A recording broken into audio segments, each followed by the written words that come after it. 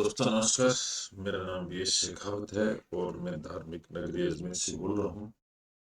दोस्तों रोज की तरह आज भी मैं टाइम्स ऑफ इंडिया अखबार का एक आर्टिकल आपके सामने लेके आया हूँ। हमारा उद्देश्य है इंग्लिश अखबार को हम कैसे पढ़ सकते हैं। आज का हमने टाइम्स ऑफ इंडिया अखबार लिया है। इसकी मेन हेडिंग आज मैं पढ़ के बताता हूँ आपको। मेन हेडिंग है from tariff tirade Modi steers Trump to bridging trade gap. इसका मीनिंग अगर हम शॉर्ट में निकालें तो इसका मतलब ये होता है कि फ्रॉम टेरिफ टायरेट। टेरिफ टायरेट का मतलब होता है टेरिफ यानी किराया, टायरेट मतलब टेरिफ के ऊपर एक व्यंग्य, निंदा टेरिफ की यूं कह सकते हो। मोदी स्टीयर्स, स्टीयर का मतलब होता है स्टीयरिंग व्हील जैसे होता है, गाड़ी का हैंडल होता है, उसको स्टीयर बोलते हैं। तो मोदी चलाते हैं या घुमाते हैं, किसको घुमाते हैं? ट्रम्प को। टू ब्रिजिंग, ब्रिजिंग का मतलब दो चीजों के बीच में एक ब्रिज बना देना, नदी के दो पार्ट के बीच एक ब्रिज बना देना। और उसका नाम दिया है इन्होंने ट्रेड गैप।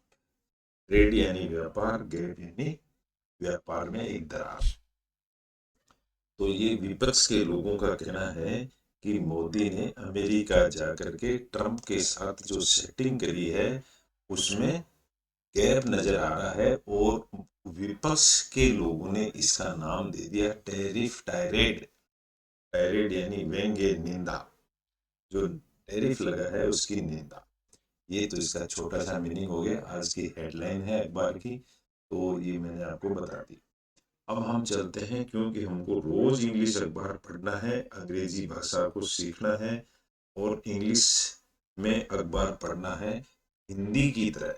तो उसकी प्रैक्टिस के लिए हमारे को एक पथ पर चलना पड़ेगा, एक रूट बनाना पड़ेगा, एक रेगुलर प्रैक्टिस करनी पड़ेगी, तब हम ये सीख सकते हैं। आज का हमने जो टॉपिक लिया है टाइम्स ऑफ इंडिया का, ये टॉपिक है धार्मिक वाला टॉपिक, दी स्पीकिंग ट्री का ये टॉपिक है। और इसका हेडिंग है कैंसिल पैट्रियार्की। इसको पैट्रियार्की कहते हैं। पैट्रियार्की का मतलब होता है पिता की संपत्ति को भी पैट्रियार्की कहते हैं।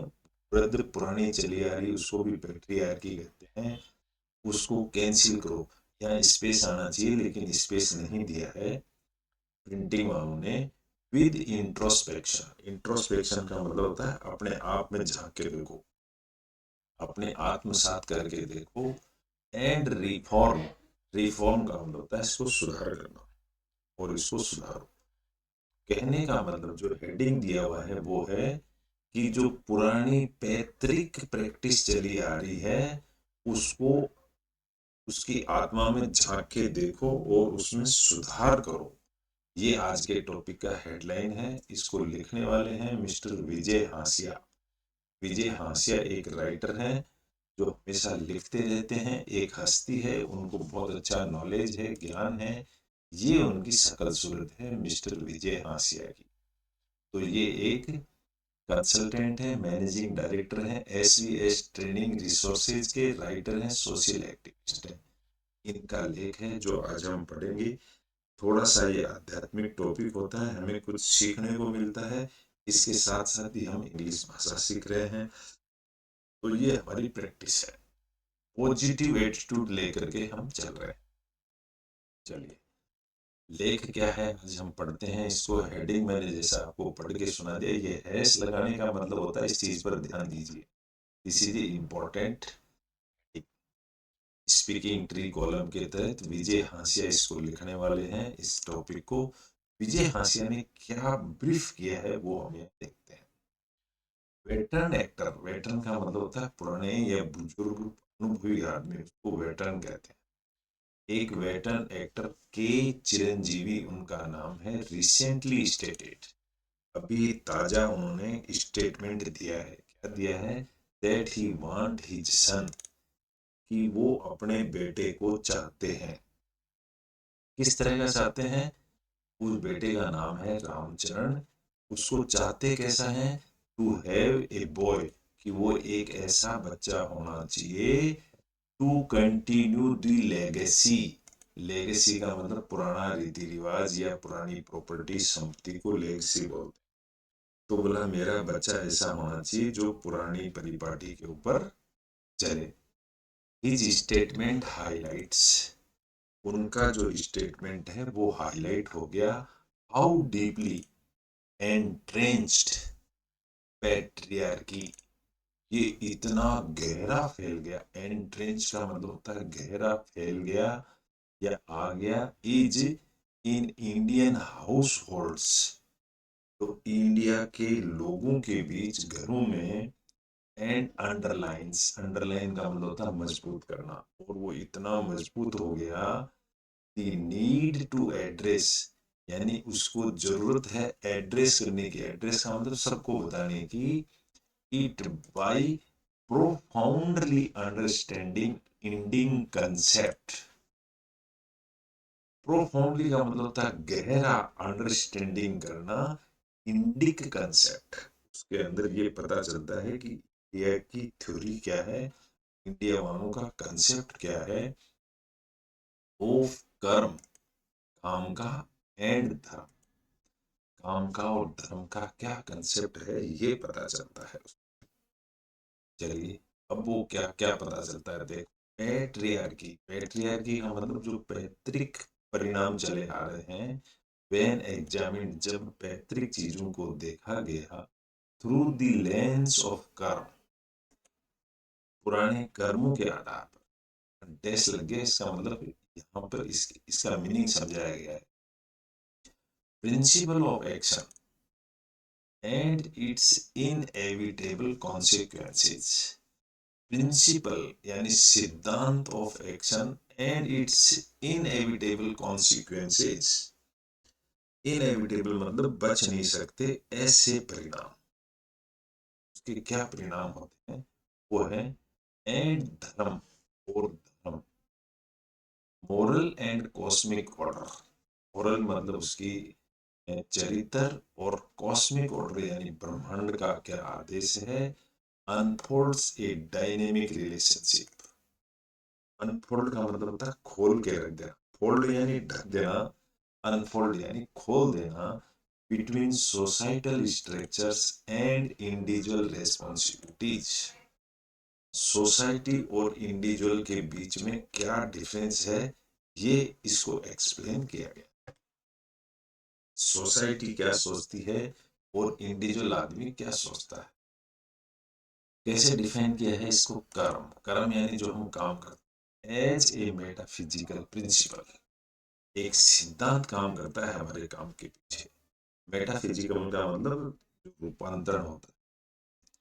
एम्फेसाइजेज, एम्फेसाइज यानी जोर देता है। इनएविटेबली ऑफ कॉन्सिक्वेंसेस, यानी कि उन कॉन्सिक्वेंसेस का मतलब होता है परिणाम, उससे हम बच नहीं सकते।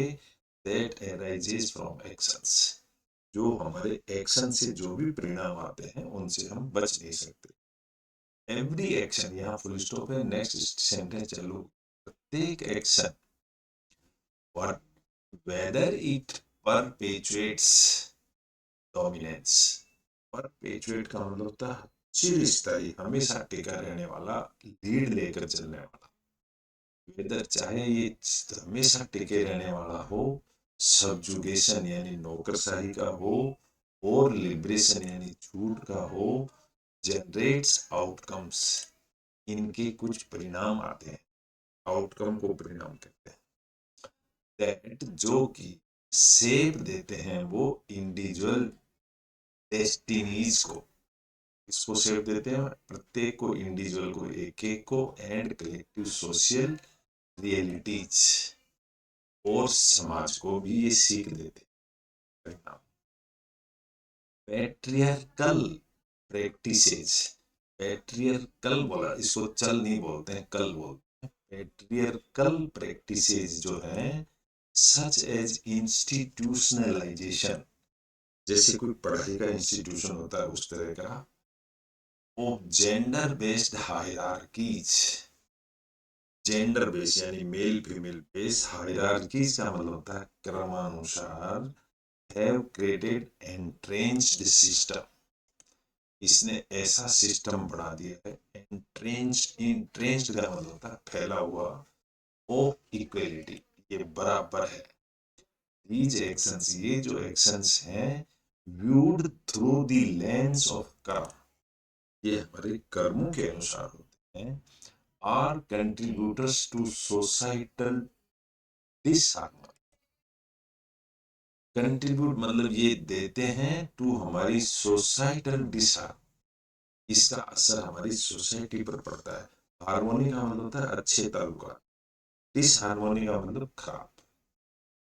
इनजस्टिसेस जो जस्टिस नहीं होता है यानी न्याय नहीं होता है, एम्बेडेड इन सच प्रैक्टिसेस, इस तरह की प्रैक्टिस से इनजस्टिस होता है। रेबरबेरेट, रेबरबेरेट का मतलब होता है ध्वनि निकलना, आवाज। एक्रॉस जनरेशंस, ये आवाज कहाँ तक जाती है, हमारी आगे वाली जनरेशन तक जाती है। इम्पीडिंग का मतलब बाधा बनती है सोशल प्रोग्रेस के अंदर, एंड स्पिरिचुअल इवोल्यूशन, स्पिरिचुअल यानी आध्यात्मिक उन्नति में भी ये बाधा बन जाती है।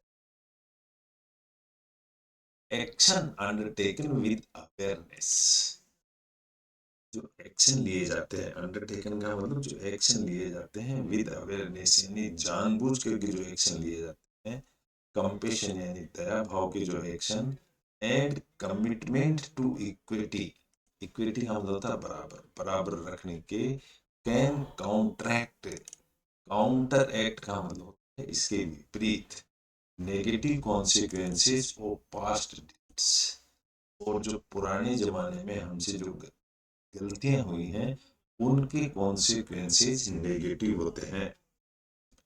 दिस प्रिंसिपल हाइलाइट्स, इस तरह का जो ये सिद्धांत है ये हाईलाइट यानी उजागर होता है एथिकल रिस्पॉन्सिबिलिटीज ऑफ इंडिविजुअल्स, वो इंडिविजुअल आदमी की जिम्मेदारी के ऊपर आता है, एंड कम्युनिटीज, कम्युनिटीज यानी हमारा समाज, टू एड्रेस स्ट्रक्चरल इम्बैलेंसेस, इससे क्या होता है कि स्ट्रक्चर इम्बैलेंस होता है, बैलेंस नहीं होता, परपेचुएटेड बाय पैट्रियार्की, जो पुराना चला आ रहा है, पैट्रियार्की यानी पुराना चला आता वो इनबैलेंस हो जाता है। फुल स्टॉप आ गया, सेंटेंस दूसरा शुरू हो गया। थ्रू कॉन्शियस, कॉन्शियस का मतलब होता है चेतना, हमारी चेतना के अनुसार धार्मिक एक्शन सोसाइटीज कैन रीराइट, धार्मिक एक्शंस को सोसाइटी दोबारा से लिख सकती है कार्मिक पैटर्न्स के अनुसार, दैट हैव हिस्टोरिकली फेवर्ड, वो हमारे फेवर में हो सकते हैं, वन जेंडर और अनदर, और वो एक दूसरे जेंडर के ऊपर भी आधारित हो सकता है। फोस्टरिंग इन इंक्लूसिविटी, फोस्टरिंग का मतलब होता है पालन पोषण करना, इंक्लूसिविटी एंड म्यूचुअल रिस्पेक्ट, जिसमें मेल और फीमेल दोनों की इज्जत हो, ऐसा तो क्या चला। धर्म सर्वजन, धर्म है वो सेवा करता है as the guiding principle of moral and cosmic order, धर्म किस चीज का सेवा करता है, धर्म बताता है मॉरल आदमी का चरित्र, एंड कॉस्मिक ऑर्डर, कॉस्मिक यानी प्रकृति का, इट एम्फसाइजेज ये जोर देता है हार्मोनी पर, जस्टिस पर, and the uplift of all beings, ये जो धर्म आता है ये हार्मोनी, तालमेल अच्छा, जस्टिस न्याय करना, and the uplift of all beings, all beings का मतलब था सारे ही जीव जंतु उन्नति करें। रूटेड इन द वैदिक कंसेप्ट, ये इसकी जड़ें हैं वो वैदिक कंसेप्ट में है, द फाउंडेशनल कॉस्मिक ऑर्डर, यानी कि ब्रह्मांडीय ऑर्डर के अंदर है। धर्म डिमांड्स दैट ह्यूमन एक्शंस, धर्म चाहता है आदमी के actions align with universal principle, इस सारे आदमी एक यूनिवर्सल प्रिंसिपल सिद्धांत के ऊपर काम करें, ओ फेयरनेस, फेयरनेस यानी बिल्कुल साफ सुथरा, एंड बैलेंस। पैट्रियार्कल सिस्टम, जो पैतृक सिस्टम जो चला आ रहा है, बाय डिसरप्टिंग दिस हार्मोनी, जो गलत सिस्टम चल रहा है, बाय डिसरप्टिंग, इसको खत्म करते हुए, दिस हार्मोनी, इस सिस्टम को खत्म करते, रिप्रेजेंट ए धर्म, वो क्या करता है, अगर हम उसको खत्म कर देते हैं तो रिप्रेजेंट ए धर्म, तो उससे धर्म, ए धर्म, धर्म का उल्टा होता है a dharma, leading to social discord. Social discord का मतलब तार से तार मिला के रखना, social activity and spiritual disconnection, इससे क्या हो रहा है, स्पिरिचुअल डिस्कनेक्शन हो रहे हैं। When women are excluded from positions, जब औरतें हैं वो एक्सक्लूड का मतलब बाहर हो जाते हैं फ्रॉम पोजीशंस ऑफ अथॉरिटी और डिनाइड इक्वल अपॉर्चुनिटीज, और उनको बराबर मौका नहीं मिलता है, दिस इम्बैलेंस वायलेट्स द, ये जो इम्बैलेंस है धर्म को उल्लंघन करते हैं।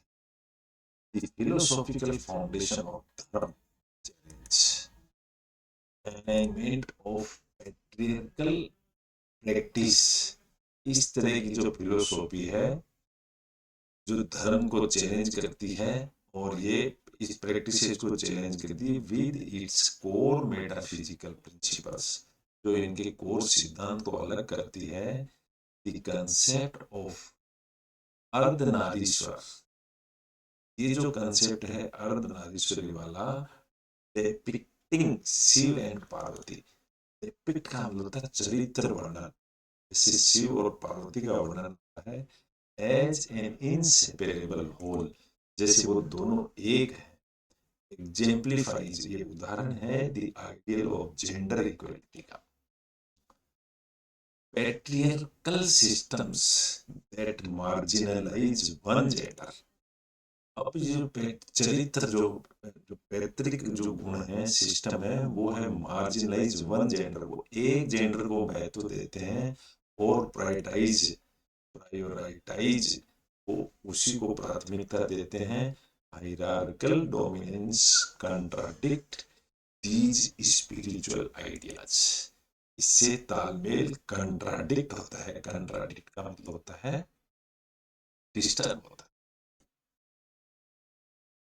कंटेम्प्रेरी प्रैक्टिसेस, कंटेम्प्रेरी का मतलब है एक फिक्स समय के लिए जो प्रैक्टिस है, आर बिगिनिंग टू चैलेंज, ये चैलेंज कर रही है entrenched patriarchal norms, female spiritual leaders advocate for inclusivity, जो औरतें हैं वो लीडर्स हैं एडवोकेट फॉर इंक्लूसिविटी, इंक्लूसिव का मतलब शामिल होना चाहते हैं इन हिंदू रिचुअल्स में, the increasing number of women pujaris, जैसे विमन पुजारी बढ़ रहे हैं, प्रीस्ट यानी पुजारी बढ़ रहे हैं अक्रॉस इंडिया, पूरे इंडिया में, फर्दर एग्जाम्पलीफाइज, ये फिर एक उदाहरण प्रस्तुत हो रहा है, the shift towards challenging patriarchal monopolies, ये एक पुरानी परिपाटी को चैलेंज किया जा रहा है in spiritual leadership. Festivals such as Karva Chauth, जैसे कि करवा चौथ आती है, ट्रेडिशनली रिक्वायरिंग वीमेन, ये औरत के लिए होती है, to fast for their husbands, husband के लिए, हस्बैंड्स वेलबींग, उसकी सुख सुविधा के लिए, आर नाउ प्रैक्टिस्ड, अब प्रैक्टिस किस तरह की हो रही है, by many couples as mutual act, couple मिलकर के प्रार्थना करते हैं आजकल ऑफ डिवोशन एक दूसरे के लिए, these shift, इस तरह की जो शिफ्ट्स हो रही हैं, reflect the border principle of समत्व, ये दोनों एक समत बराबर इक्वलिटी की तरफ जा रही है, तो फिलोसॉफिकली एड्रेसिंग पैट्रियार्की इन्वॉल्व्स, इस तरह से जो पुरानी परिपाटियां हैं, नॉट ओनली क्रिटिकिंग, उनकी निंदा ही नहीं की जा रही है, its historical and cultural roots, ये इनकी पुरानी रूट की भी निंदा की जा रही है, बट आल्सो रिकॉग्नाइजिंग इट्स कार्मिक इम्प्लीकेशंस, ऐसा माना जा रहा है कि ये पुराने बंधन सही नहीं थे। इस तरह का एक छोटा सा आर्टिकल था, आशा करता हूँ आपको अच्छा लगा होगा। अच्छा लगा तो इसको लाइक करें, शेयर करें, सब्सक्राइब करें। कल फिर मिलेंगे एक नए टॉपिक के साथ। जब तक के लिए गुड बाय। और इस तरह से इंग्लिश अखबार पढ़ना सीखें, रोज पढ़ें और छोटे छोटे मीनिंग समझ में आते रहेंगे। एक दिन हम इंग्लिश अखबार पढ़ना शुरू कर देंगे। Thank you very much. Good bye.